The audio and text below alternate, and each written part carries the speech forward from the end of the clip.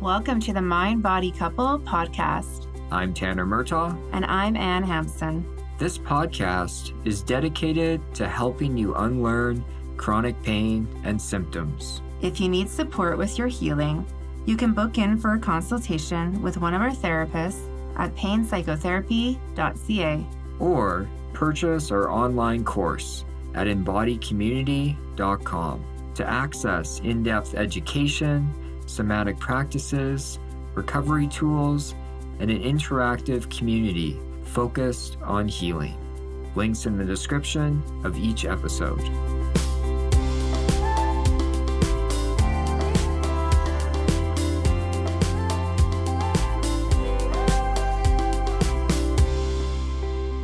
Hi, everyone. Hi, everybody. Welcome back. Welcome back. We've had a wild couple days. Yeah, with a lot of... So we have two vehicles, and they both just started breaking down at the same time. Well, Ann's broke down first. Yeah. And I was at home with our daughter, phone off.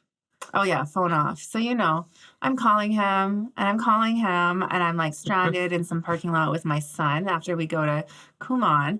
And we have no way home. And of course, Tanner doesn't answer his phone for like 40 minutes or something.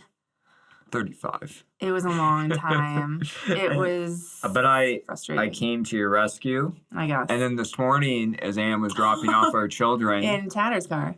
In my car, because her car is now in the shop. Yeah. My car doesn't start in the middle of... So then I'm now walking home with my daughter because we have no cars in the cold.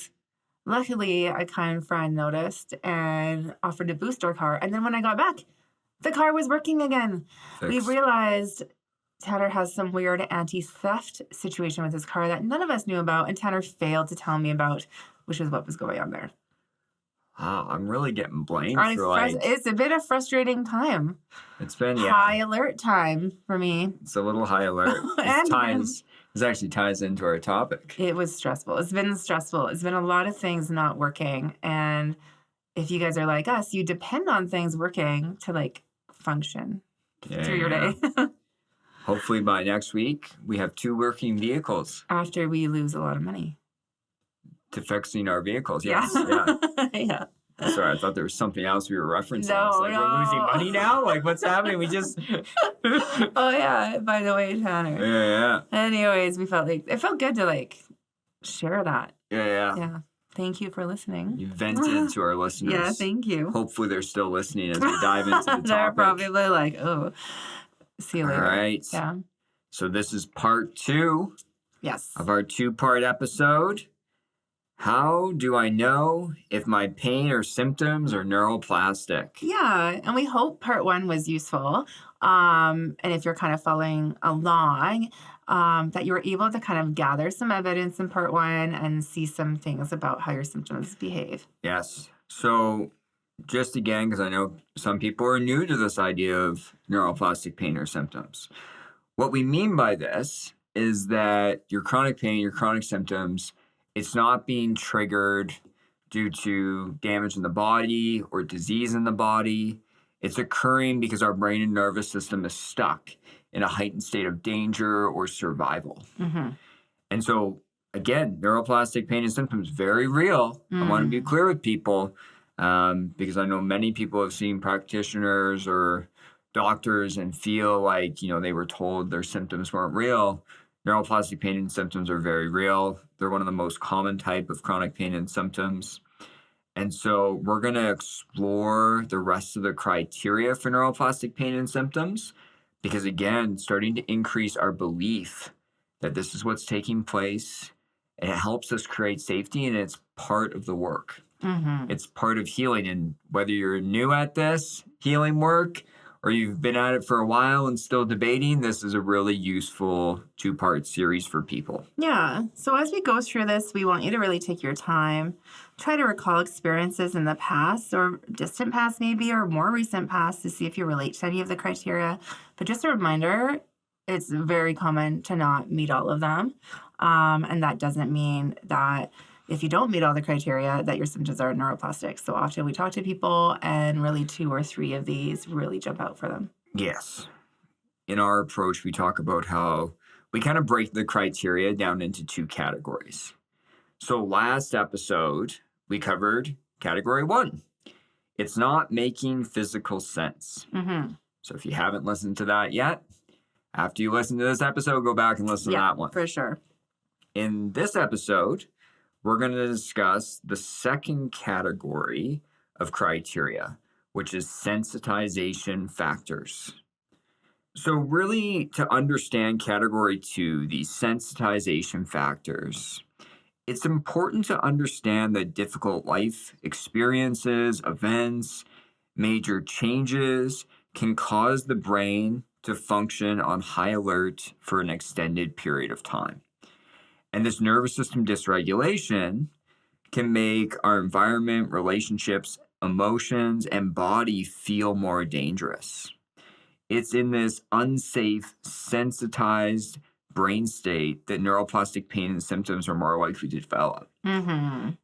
So these sensitization factors, again, it's not just considering them right when your symptoms onset, but it's like over the lifespan. Yeah, totally. And I think often when I'm meeting with people, we look at a whole life history of kind of maybe what this picture looked like for them. Yeah. And sometimes that sets the stage for chronic pain and symptoms to develop. Yes, because as this level of danger increases throughout our life, Yeah. and we're not coping with it in healthy ways or we're not processing it, Mm-hmm. it makes it more likely for your system to become sensitized and produce chronic pain or chronic symptoms. Yeah.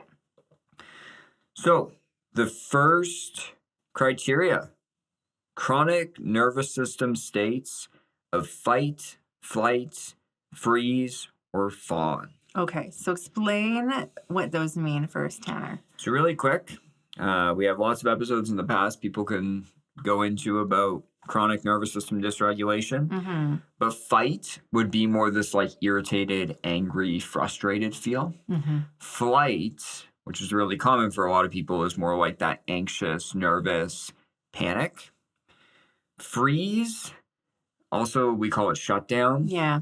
is essentially where your system's starting to collapse. Like it's starting to shut down. We go numb, we disconnect, despair, hopeless, helpless. And fawn is like this appeasing behavior that happens for people. It's also a nervous system response where we try to gain social acceptance through people pleasing, perfectionism, and other ways of coping. And one thing about these states is none of these states are wrong or bad. We all go into them for different certain reasons, but it's when we kind of are there prolonged. And I know you mentioned prolonged, but I think we really need to kind of say that again. Yeah, that's that term like chronic. Mm-hmm. We want to be clear, like chronic nervous system dysregulation. Like every day, I have some flight energy, some anxious energy. Yeah. That's normal. But if we're stuck there for days, weeks, months, Yes. that's where our system does become sensitized and start to produce chronic pain and symptoms. Well, and sometimes it takes some reflecting to really notice, oh, maybe I am kind of always in that state. I just didn't realize, or I thought that was normal. And so, Yeah. and I hear that a lot. Well, I think it just becomes so normal to us that this is how we function, this is how we feel. Yes. That, of course, most of us, when it's extreme, we're not going to miss that. But at this more mild end, like I've met so many people where they're mildly always frustrated and irritated, like this fight. Yeah. But it feels normal to them. So they don't even understand that, oh, this is nervous system dysregulation. Right. And we understand, pain and symptoms, they're designed to protect us. And so is entering nervous system states of fight, flight, freeze, or fawn. So if that example, say somebody's always in that kind of agitated state, how would their nervous system be protecting them? So it's a survival response, right? Like when we talk about like fight, it immobilizes you to take action. So you're frustrated, you're irritated, and hopefully you go out and make changes. But the problem is like your body was designed to move in and out of these danger responses. And becoming chronically dysregulated over time can trigger and perpetuate these chronic pain and symptoms. Mm-hmm. The next criteria that we look at is high intensity living. So that can be in forms of perfectionism, people pleasing, worrying, excessive controlling, self criticism.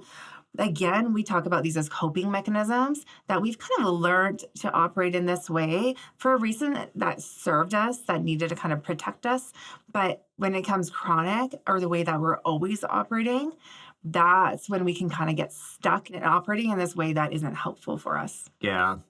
And I think an important definition that I like that you talked about here is that they're coping mechanisms. Mm-hmm. Because a lot of people that are really highly intense people, Yeah.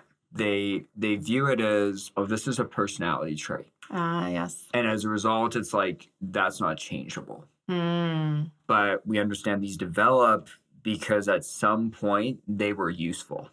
Your nervous system deemed, like, for example, perfectionism at some point was really useful to create safety.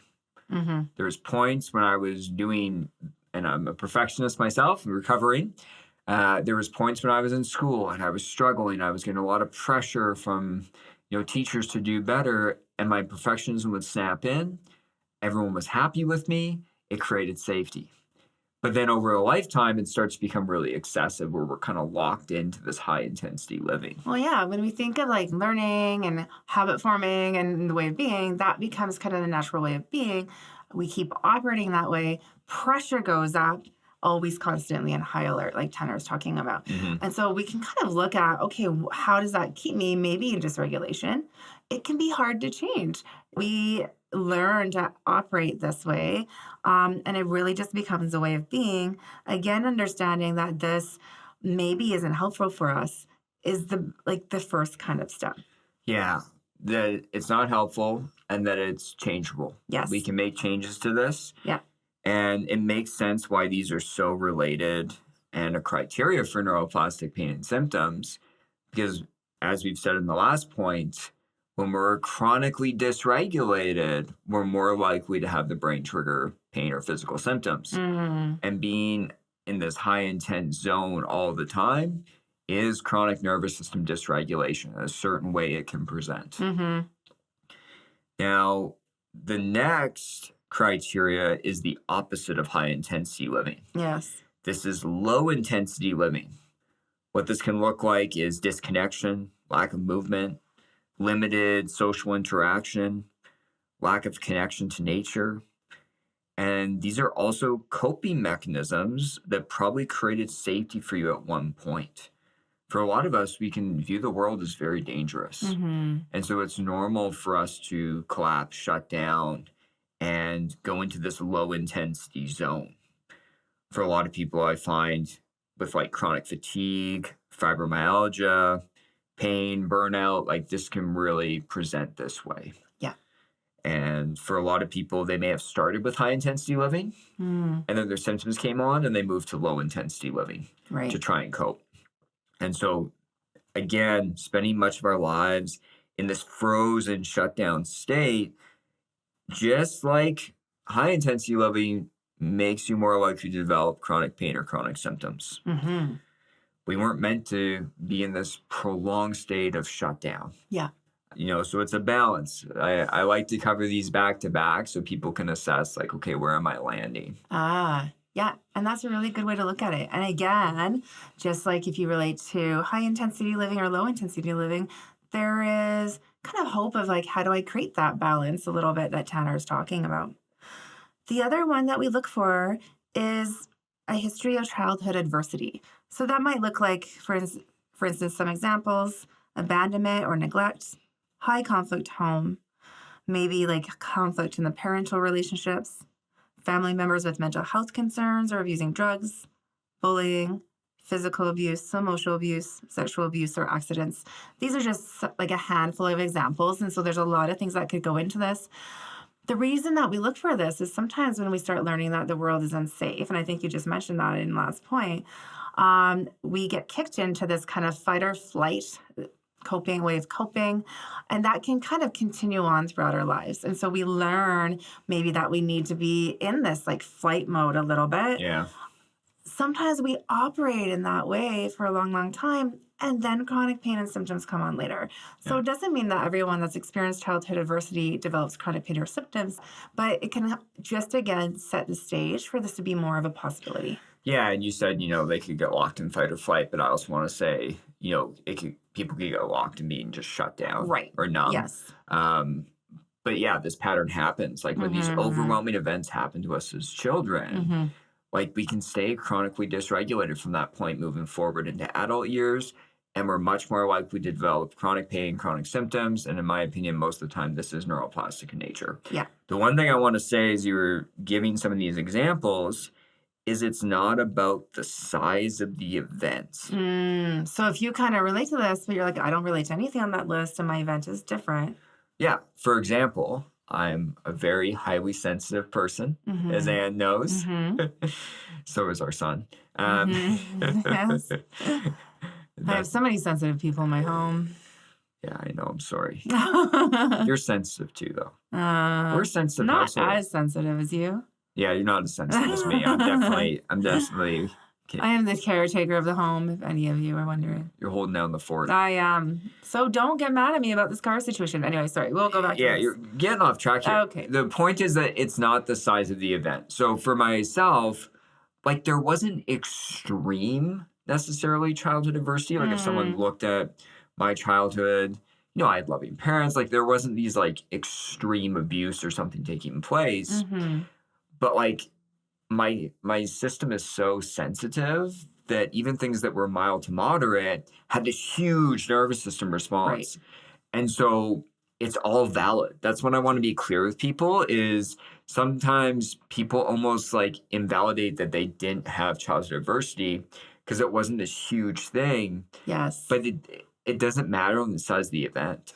And I like that point, Tanner. And so it's valid to us, it's valid to you, it's valid to your nervous system, and 100%. And we need to be able to validate that because if we're living in kind of this belief of like, oh, I shouldn't be feeling this way, I shouldn't have experienced this, or that was so small and shouldn't have created this, well, then that invalidation is not going to be helpful for healing. No, and then we don't actually do the work to maybe process childhood adversity we face because we've sent, and again, I'm careful as we're saying invalidation, we're not blaming you for invalidating yourself.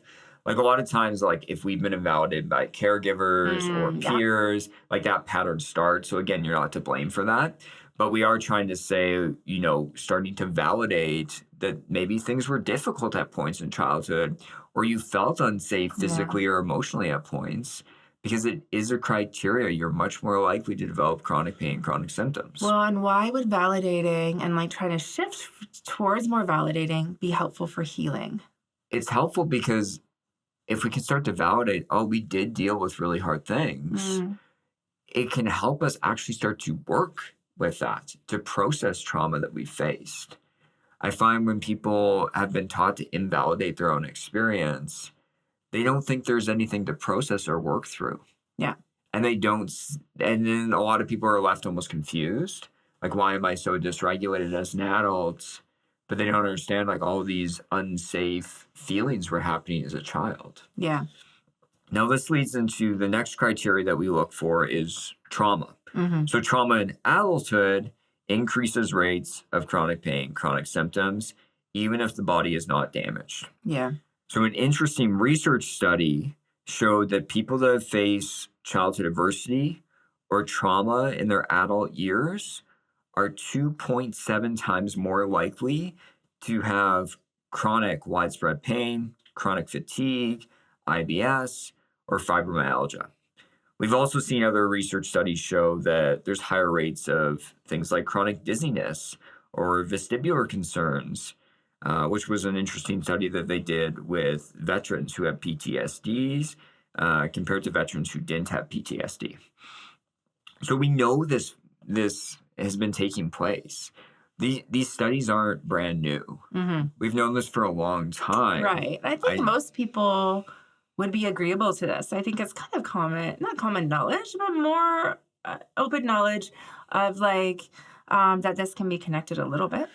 Yes, I think the problem is that like the treatment for pain and symptoms up until recent years Mm, hasn't really reflected that. yeah, Like which is most interesting. people have pain, and if you face trauma in your life, that is without a doubt, even if your symptoms aren't fully neuroplastic, they are being amplified if we face trauma. Yeah. That's what the research shows. But then what happens is we just try to treat it physically. Yeah, you're right. There is that kind of disconnect there. Yeah. And so that's what we're trying to understand here. And another thing to look for is a few different types of trauma that we commonly see after people start to develop chronic pain or symptoms. Yes. And now this, I think, is something that is very not as open in society. Like people are not aware of this. Yeah. And so this is a term that we use at our clinic. You won't hear it Mm-hmm. anywhere else Mm-hmm. of sensitization trauma, Yes. which is dysregulation from the onset or progression of chronic pain or symptoms.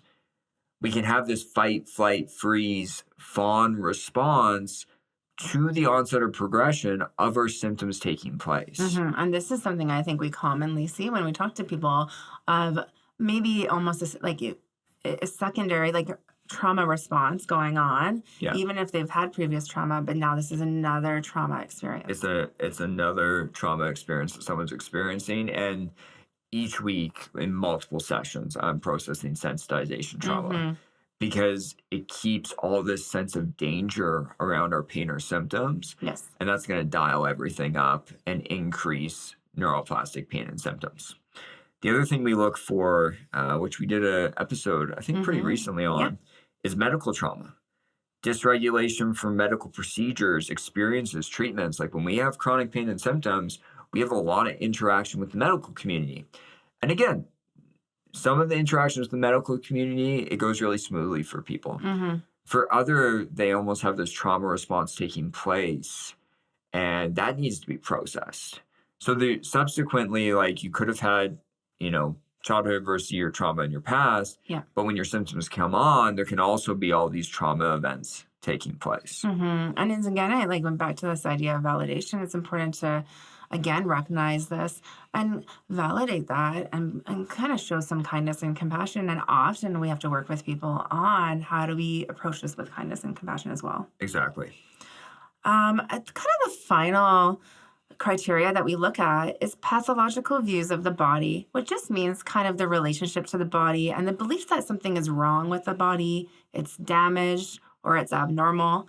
Often when we're trying to kind of diagnose our pain earlier on, fix it or figure it out, we start developing more and more belief that something is wrong with the body, that we just need to find out what's wrong. Often the relationship with the body turns more and more negative. Yeah, it's so common. Like Yeah. we have such a negative belief system that the body's damaged, Yes. that it's diseased in some way. And this is a sensitization factor because when we have all these thoughts and beliefs that our symptoms are permanent, that our body's flawed in some major way. Well, and it's interesting that you mentioned permanent because there's I have talked to a number of people that have said they've been told, oh, this is the way it is. You're going to have this forever. There's nothing we can do. And Yeah. like those types of statements. And then, of course, then that spirals into this very negative view of the body and that feeling of being very trapped. Yeah, and it can increase pain and symptom Mhm. sensitivity and Yes. perpetuate it long past any injury Yeah. that's taken place. And again, no one's to blame for this. No. Because I felt this way. I thought my spine was like the most messed up spine for a 23-year-old around. Mhm. Like, And you were and kind of being told that a little bit. there was scary things I was told by professionals. I do my online Google research. Oh, Was yes. definitely Google not research. Dr. Google, Dr. Google. not great for this. And so like it develops naturally for people. Yeah. And that's why we're gathering these criteria and going through them in detail over 2 episodes so people can really start to assess, oh, like my body's actually okay.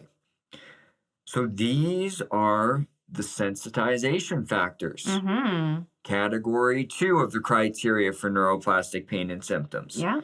So again, we want you all to spend some time reflecting on how you relate to these criteria for neuroplastic pain and symptoms that we've covered over these 2 episodes.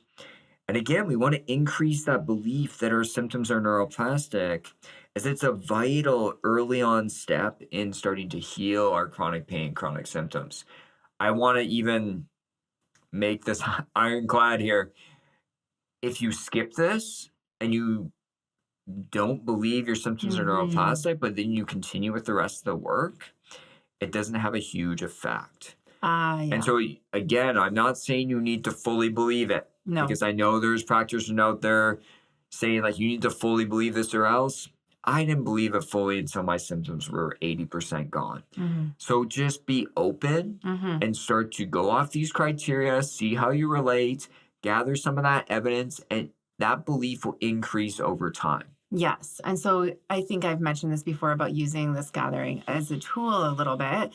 We want to keep fueling this belief, gathering kind of this evidence, understanding this as we go through our healing journey. If there's some hope there that, hey, maybe I can get better, we want to lean into that a little bit. Exactly. And the gathering of evidence is ongoing. Mm-hmm. So even if you sit down with your piece of paper after these 2 episodes, and you're writing things down, keep looking for ways that you relate to these criteria over the course of your healing, Mm-hmm. because often new evidence kind of presents itself. So thank you, everyone, for listening to this episode. Thank you for listening. We are hoping by next episode that we have 2 working vehicles. Oh, yes. We rely on them a lot. We realize it's so you know that when you don't have it anymore. Yeah, and one thing painful. about where we live in Calgary, Alberta, Canada. It's not built very well to not have a vehicle. Like Yeah. it's not New York. Like it's not Toronto. Like it's really spread out everything. Well, and it's hard when you have little kids too and you like transport them everywhere. Yeah, it's difficult. Uh, So thanks for listening. Thank you for listening. We'll talk to you next week. Talk to you next week.